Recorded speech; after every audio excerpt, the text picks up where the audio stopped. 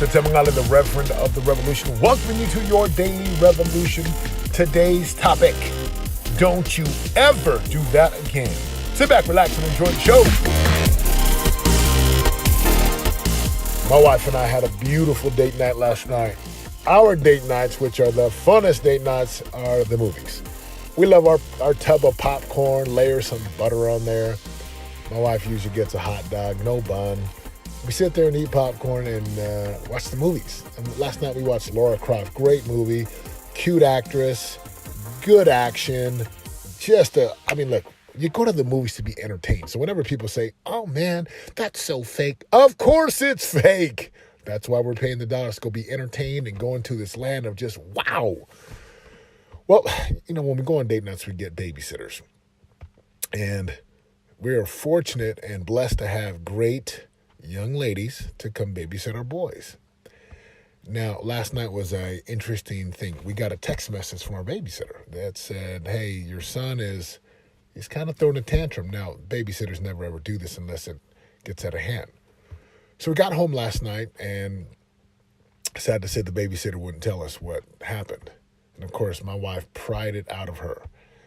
Because one thing I can guarantee, in fact, I'm going to boldly say I can guarantee it. There are some things that are absolutely not going to happen, will not be tolerated, and not negotiable in my home, in my family. And one of those is disrespect to women, disrespect to elders. We came to find out that one of my sons he went overboard. He said some things were just inappropriate. He refused to do his job. He didn't shower, brush, and floss as we've done for the 8 years of his life. And he was in bed by the time we got home. And you better believe I pulled him out of bed. And I made him come downstairs. And we had some very strict words to the point where tears were flowing. That was harsh. Here's what you got to understand as a parent, okay? There are some things that you cannot tolerate. And one of the things in my world, and the things that I said to my son, I'm going to share with you. Number one, my name means something. Don't you ever disrespect our name. We have a plaque above our fireplace, this big old beautiful tribal tattooed Polynesian thing that has our name on it. My wife got it for me for Father's Day. It says G-A-L-I. Now, I've learned this lesson from my dad, who I'm named after, Satema Sr. He's like, son, and I'll never forget this. He's like, son, you're carrying my name. And you only have that one name. So please do something good with it. Everywhere you go, you represent me and your mom. That stuck with me. Last night, as I'm having a very, very powerful conversation with my son, and he's crying and I got tears, it's like a football locker room scene. I'm like, son, you look at that name. That is my name. That is Papa's name. Ironically, well, not ironically, at the same time, his middle name is my father-in-law's name. My father-in-law's chief, my Thai name. And I'm looking at my son and I'm like, son, don't you ever do this again. You cannot disrespect the babysitter. You cannot disrespect the young lady. Ever. So I'm talking about my name. I'm talking about what it means. What does this mean to you? Does your name mean anything to you? Your last name, your first name. You see, you represent your mom and dad. My parents, as I talk about in my book, Winning After Game, they crossed an ocean to a foreign land as immigrants to come to the United States. Boy, I tell you what, I will represent my mom and dad. I will make them proud, and I will live that legacy. And I will be like, there is no way my son is not going to do that for us. And obviously, he's got some things going on in his world that he's making some poor choices. He's young, but he's got to learn these lessons. So this wasn't going to wait till this morning. So we had that conversation. Second thing, I said, son, so-and-so, that's their daughter. I love them. They are so good they are great people. That is a young lady who is a daughter of a man and a woman who is a human being. She doesn't have to be here. She doesn't have to be here. We are paying money for her to come volunteer and give of her time. Well, I guess she's not volunteering. But she's giving her time freely. My son made some poor choices. So we talked about the name that we have and representing. We talked about respecting women and loving on people. And I told my son, hey, the next time she comes over, this is how you behave. And I get passionate because I'll tell you what, that will not happen in my home. That will not happen. If your last name is Gali, Gali, that's not how we are. See, my boys have these mantras they say every day, and they're really good about it. I am a champion. I'm a leader. I'm a man of my word. I do what I say I will do. I'm a winner. You can count on me. And we say this every day, and sometimes they don't quite get it yet, but they will. And I was talking to my son, saying, that's not how champions behave. That's not how winners are. That's what chumps and losers do. They lose their cool. They say things out of emotion because they can't control themselves. So we just had this powerful conversation last night. I was in tears. He was in tears. My wife was stern. Why? Now, why am I sharing this podcast? Most podcasts are going to talk about business and being strong. Look, this is real. This is a revolution. You want to be a great parent? You better learn how to communicate with your children and teach them.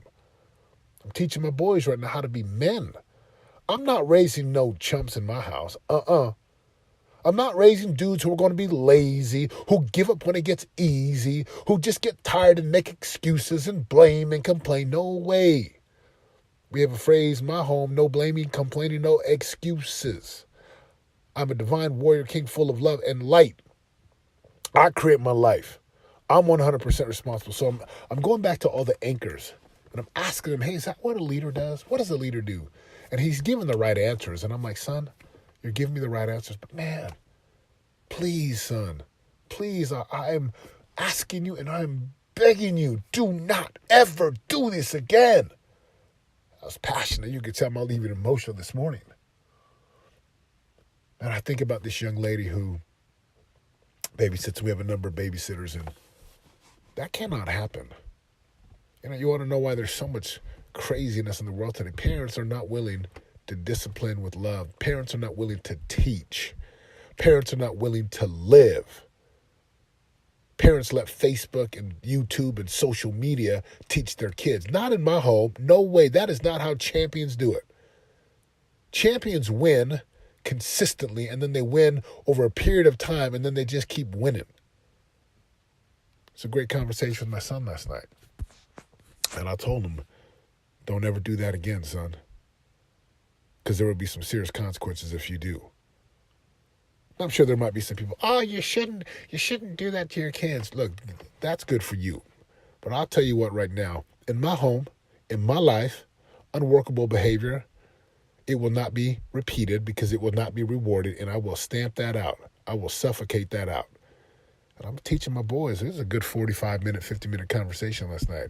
He then went and showered, brushed and flossed, came down. We hugged and kissed. I hugged him, embraced him. I whispered in his ear for about a minute, son, you are better than this. You are better. And I showed forth love after. See, parents, that's what you got to do. If you're going to teach your kids with some tough love, you better show forth some love after, and you better build them back up. I did that last night. He hugged his mom, and he cried. He's like, I'm so sorry, Daddy. I'm like, I love you, son.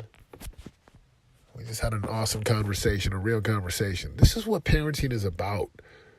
It's never going to be perfect.